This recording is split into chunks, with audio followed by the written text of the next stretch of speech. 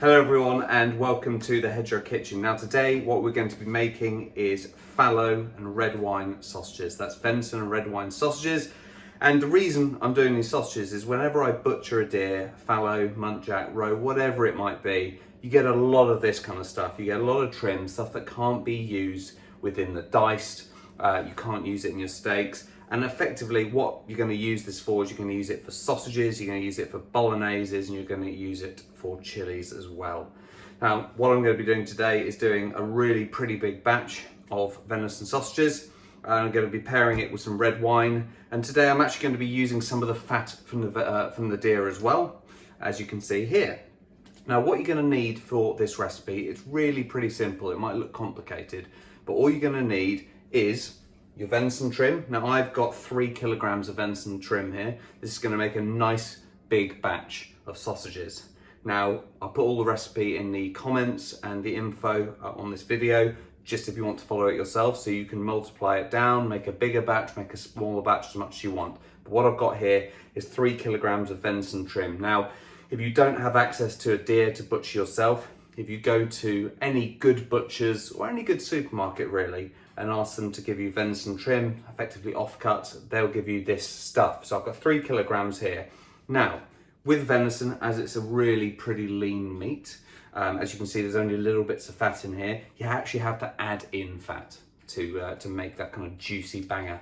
Now, what I'm doing today is I'm actually going to combine some venison fat, so some deer fat, and also some pork back fat. Now, traditionally, with any sausage that isn't a pork sausage, you would only use pork fat in there. But I really want to get that extra kind of venison-y punch out of my sausage, so I'm going to use some of this back fat, which came from this very deer, in fact, but only about 5%. So you've got your venison trim. I've got 3 kilograms here. I've got 150 grams of venison tallow or back fat. And I've also got here 750 grams of pork fat that I'm going to mix in there as well. Also, to get the juiciness, you're going to need rusk. Now, I've never made rusk myself. I actually buy it offline. So I buy it from a company called Weschenfelder, who are fantastic. They do everything for curing, sausage making, everything you need. So go to Weschenfelder. Again, I'll put it in the link to this video. So this is just yeastless rusk. And again, that's going to create that real juiciness. And I've got there 450 grams of it. I've also got seasoning here. Now you can go and make your own seasoning. There's millions of recipes online. I'm probably gonna give it a go myself in terms of making some seasoning. But again, Weschenfelder do it all for you. This is royal venison seasoning, if any of you want to create this exact sausage at home. And I've got 220 grams of that seasoning to go in. Also, this is a venison and red wine sausage. As we all know, red wine goes very, very well with venison because it's rich taste. So I've just gone for a really fruity Cabernet Sauvignon. I think this one's from Waitrose. By no means do you have to use this bottle of wine at all, but a Cabernet Sauvignon or maybe a Rioja is a pretty good choice. Now you need, let me get this right, 900 mils worth of that. So I've got another bottle in the fridge as well. And then also, of course, we're making sausages. You're gonna need sausage casings, something to stick them in. Now, what we've got here might look a bit alien if you've never made sausages before. Again, would you believe it? These are from Weschenfelder.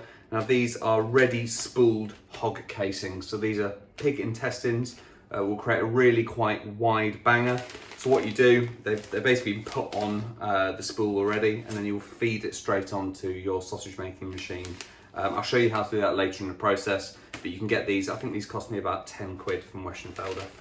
And then you're also going to need something to mince your meat and also create your sausage. Now, you can spend lots and lots of money on a really, really good mincer and loads of money on a really, really good sausage stuffer. This is by no means the best on the market, but it is absolutely adequate to create a good sausage. Now, I think in the future, I'm going to be probably upgrading this to a really high quality mincer, and I'll probably get a separate sausage stuffer as well. But this guy here, which is a Home Geek mincer and sausage stuffer, does the job for both. So this will get you started. I think this is about 40 or 50 quid on Amazon. Again, I'll put the link to the video so you can have access to it. So as you can see here, this is also the sausage head, which you would put on the end and you would pipe the sausages through. But again, I'll show you that all later on. Now the only other thing to note at this stage is when you're making sausages, you need everything as cold as possible throughout the entire process. So your meat needs to be cold, almost frozen, but not quite. So just on that kind of cusp, because if you don't, this guy here is going to heat up a hell of a lot throughout the process. And if you have warm meat and you have a really hot mincer, it doesn't take a rocket scientist to work out what's going to happen there. That fat is going to melt into the meat and it's going to really effectively spoil the texture of your sausage, and it's going to be really too smooth. It will almost be like a Richmond sausage. And I don't know about you, I quite like a bit of bite and a bit of texture to my sausage. So you want this stuff to be really, really cold. Also, you want your wine to be cold as well. So you're going to add this wine to the rusk. So you want this to be cool as well. So as long as everything's cold, you've got all these ingredients, you're ready to get going on your sausage making. So first things first, in this sausage making process, you've got to get your meat and your fat, and in this case your tallow, your venison back fat, minced and together for your first bind. So forgive me for this, I have a washing up bowl. It's probably the biggest vessel I have at the moment. It's on my to-do list to get a nice big bowl for making sausages, but this will have to do at the moment. So get your biggest bowl possible, especially if you're creating a recipe to the same size that mine is. Of course, if it's smaller, use a smaller bowl. So you want to get your mincer ready. You want to make sure actually your mincer head is nice and cold as well. The absolute sausage purists will tell you, get your mincer head in the freezer for a period of time before you start mincing, so it's ice cold and everything is cool to start. So mine has been in the freezer. It's been out for a few minutes, as you can see a bit of the dew on it. But let's get mincing, so to speak.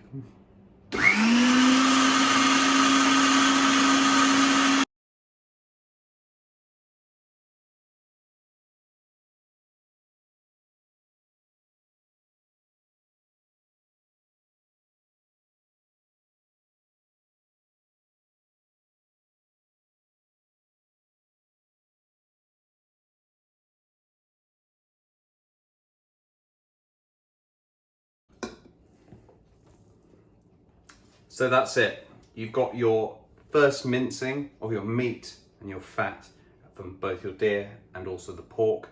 Now, next thing to do is to get this on chill as soon as possible, because you want it to be nice and cold, because this is going to go through the mincer again.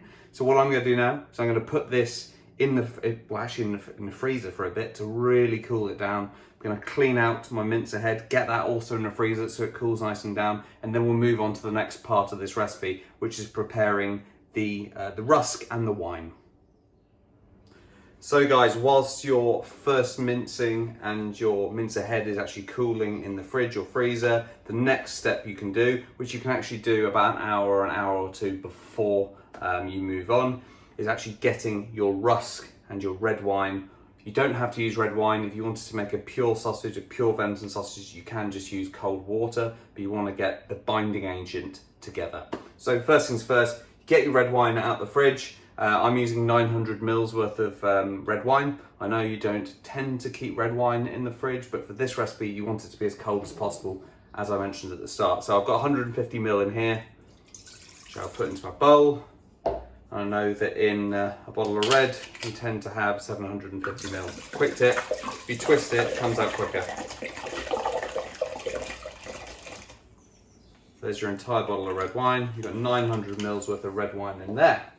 So, next thing to do is you add your rusk to your red wine. Now, the way I do it is I always add the rusk to the red wine, not the other way around.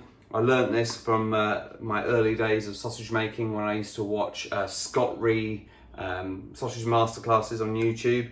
And I'm telling you, if you want to check out some amazing sausage making masterclasses, check out Scott's videos.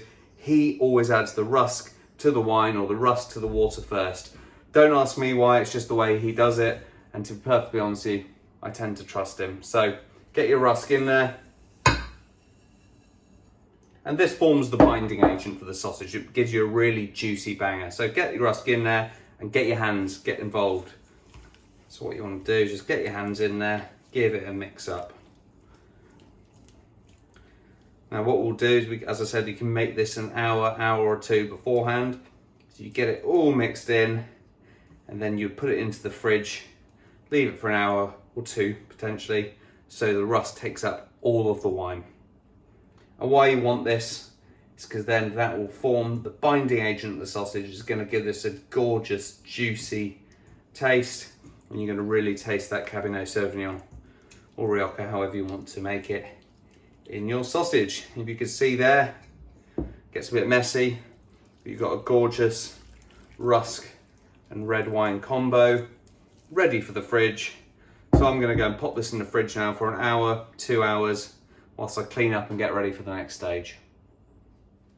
The next thing we need to do as part of this process is get our sausage skins ready. Now, it's entirely up to you in terms of what sausage skins you use. For me personally, I like to use natural hog casings. Now, these are pig's intestines and they produce the best skins in my opinion. You can get artificial skins if you want.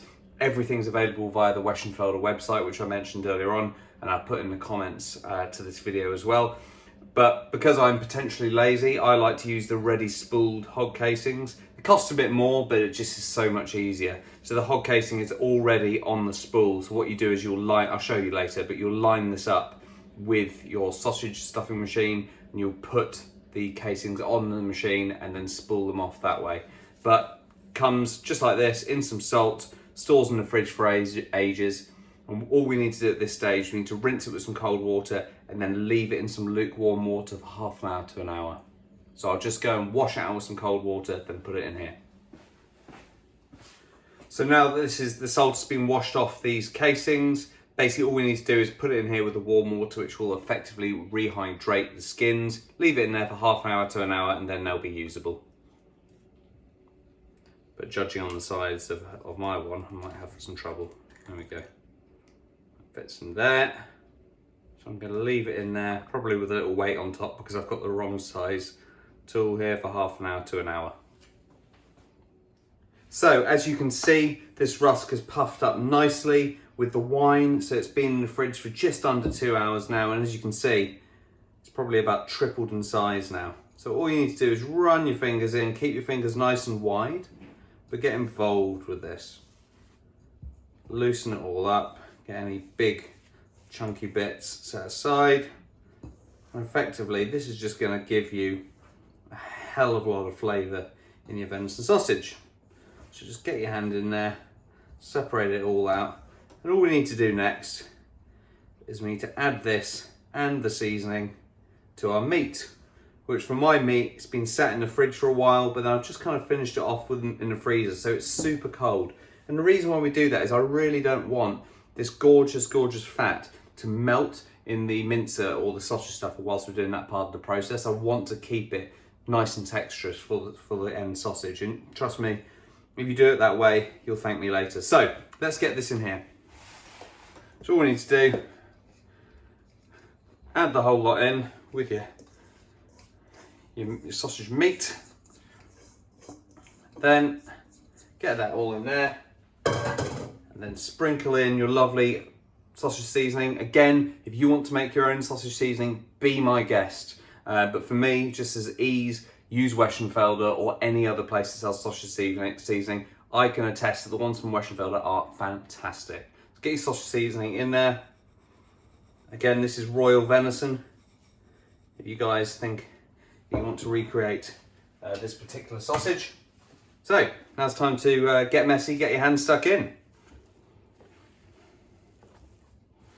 Once this is all done, we'll put it through the mincer one more time. Again, I'm slightly embarrassed by my pretty average washing up bowl I'm using for this, but it's as good as any. And the only challenge I'm really facing now is just this is so cold because it's been in the fridge for so long. The thing is, with sausage making, what I've learned, and I'm by no means an aficionado, I've been making sausages for a year or two now, is just don't rush it. Enjoy the process. Like, don't think, oh, I've got 2 or 3 hours I've got to do these sausages in. Just make a day of it. Do the first stage, sit down with a cup of tea, listen to your favourite music, read a book, and then come back to it. Today, actually, the Six Nations England-Italy game is on, and I was thinking, you know what, I've got to get this all ready by the time that the Six Nations is on. And I was actually thinking I'm going to have to rush this, but I thought, no, you know what, I love the process. I can press pause on a Six Nations game. I can't press pause on sausage making because you don't want it to get, you know, you don't want to rush it. I just don't see the point in rushing good food. And we all like to have nice sausages, and good food, as with anything in life, takes time. And other than the fact that my fingers are completely freezing cold right now, I can barely feel them, it's actually quite a meditative process doing this.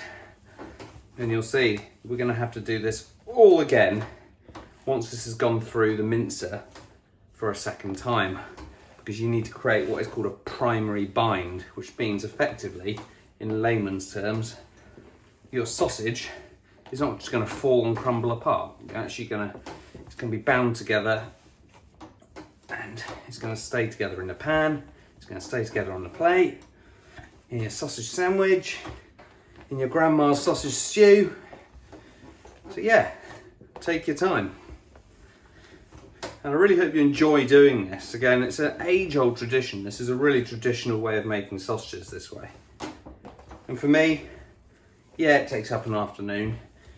Yeah, you know, it takes up a weekend day, which my wife and daughter aren't always too happy about. But, you know what? We get great sausages out at the end of the day. And I know what's gone in them. Gone are the days that we have... pardon my French, lips and arseholes. And with all due respect to anyone trying to make a business out of sausages, you know, Richmond sausages included, you know, you don't know what goes in those sausages, but I know what goes in this sausage. And I'm a lot happier about eating them. This is good quality, wild, organic meat. This deer never saw an antibiotic in its life. This deer lived a completely wild, natural lifestyle, eating what it wants, when it wants, and it had a quick death that it would have no idea about. Now, you tell me that's not a sustainable way of eating meat. Right, as you'll see, that's really quite nicely mixed in now. The next process, you're going to be putting this through the mincer for a second time. So, the next part of the process here is to put the mix through the mincer head again. Again, this is going to be on a coarse setting on your mincer head, so basically the biggest holes that you've got there. Now this mincer head has also been sat in the freezer for the last couple of hours, so it's super cold, as is the mix here.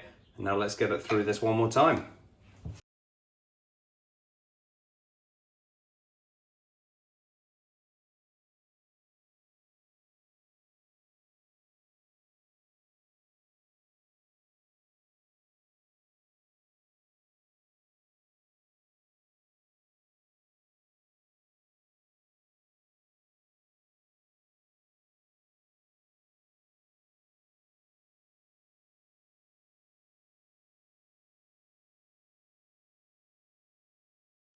And there we have it, gone through the mincer for the second time. Now what we need to do is we need to rub this all together.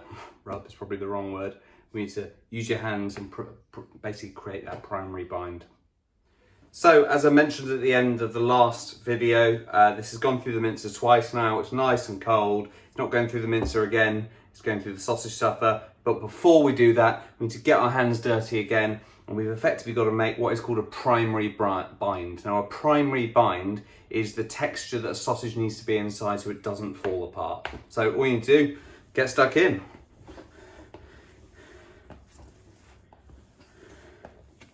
Now I don't mind this at all, again, quite meditative to do. And you'll know you've got your primary bind when this forms a sticky mixture that if you put on your hand and turn your hand round, it doesn't fall off, it effectively sticks to your hand. Whereas right now, it's effectively just been minced twice. And this is really crucial. You don't want to rush this. You don't want to put it through the mincer without getting your primary, the sausage stuffer without getting your primary bind. So take your time. Now this has warmed up a bit now, so my hands aren't quite as numb as they were before.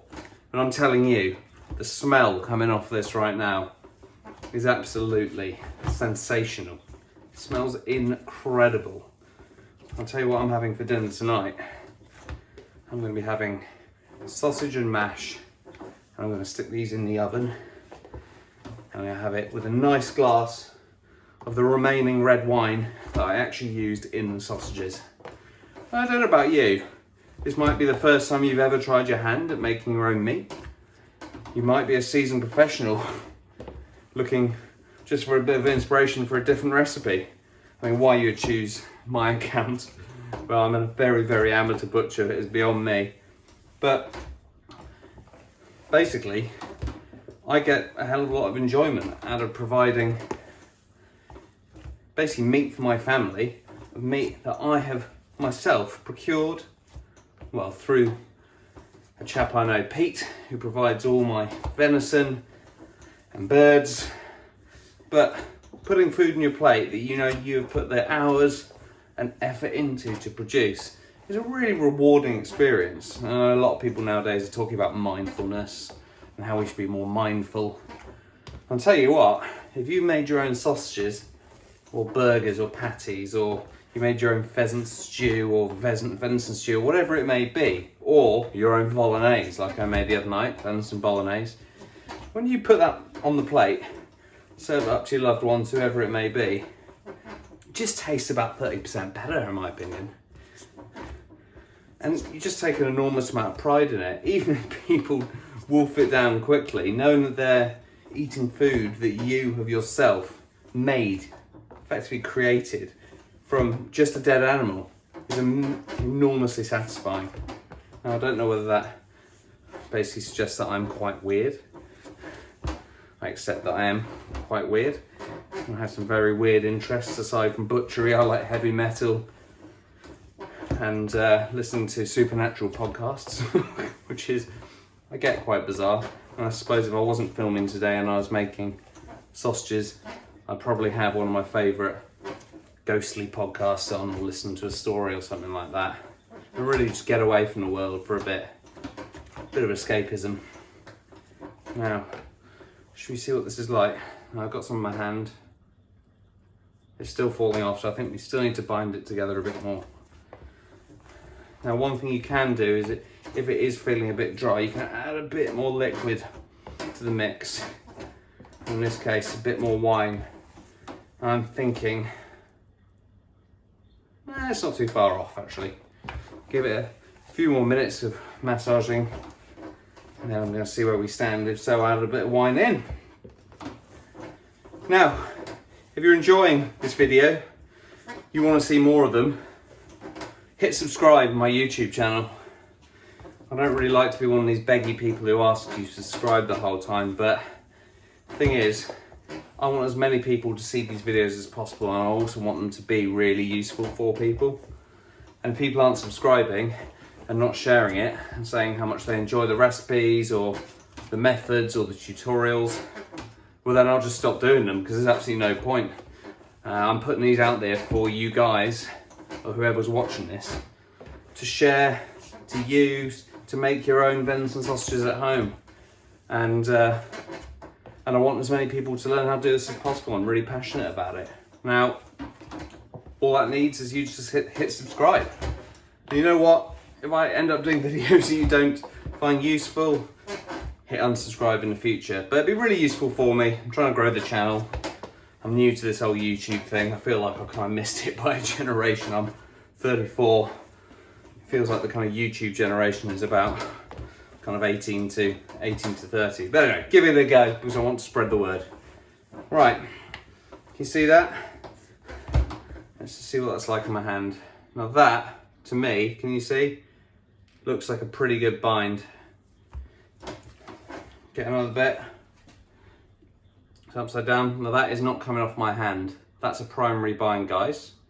And that means that's going to stick together when cooking and piping as well. Pretty happy with that, to be honest. So what I'm going to do now, so I'm going to just stick that on chill one more time, not for too long. Make sure my sausage skins are prepared and ready.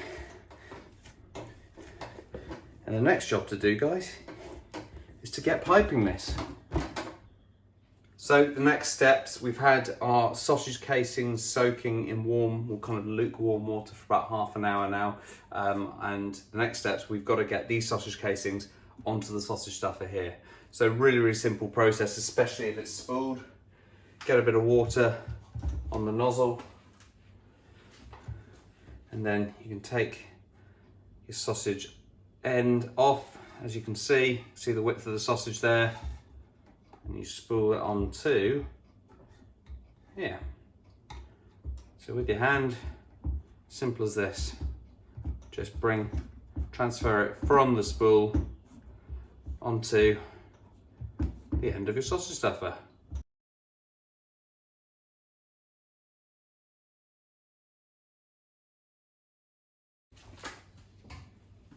There we have it.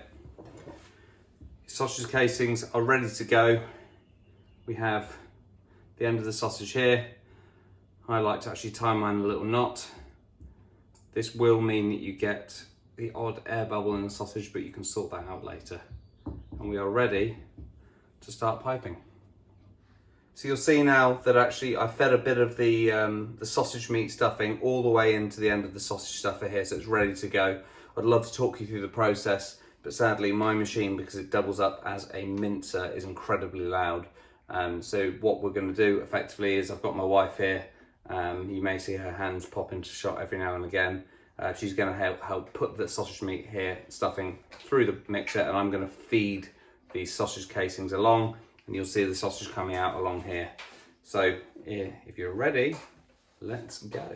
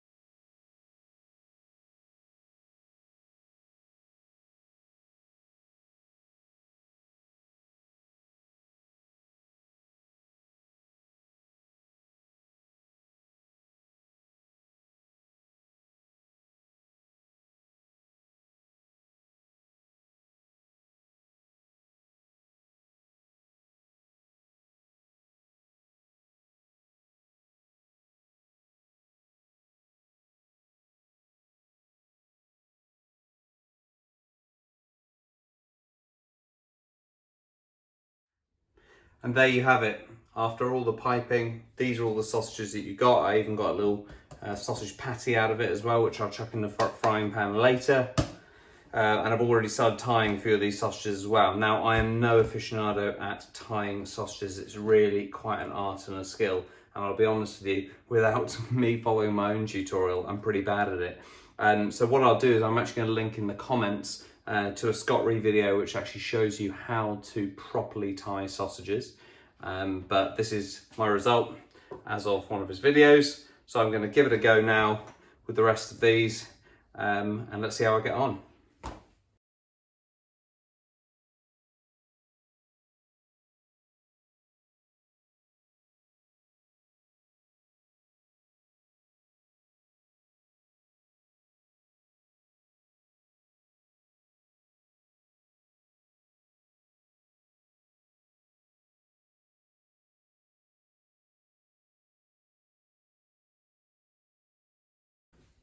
There you have it. Your sausages are all done. Now all that's left to do with these is to hang them up, ideally overnight in somewhere with a bit of a draft, so you're going to get some real air around them to dry them up, and then they should be good to eat. If you enjoyed watching this tutorial on how to make venison red wine sausages, I'd really appreciate it if you subscribe to the channel for more videos like this, or do comment in the comments with regards to any other charcuterie or home butchering or butchering of animals that you would like to see, and I'll do my best to film them. Enjoy your sausage making.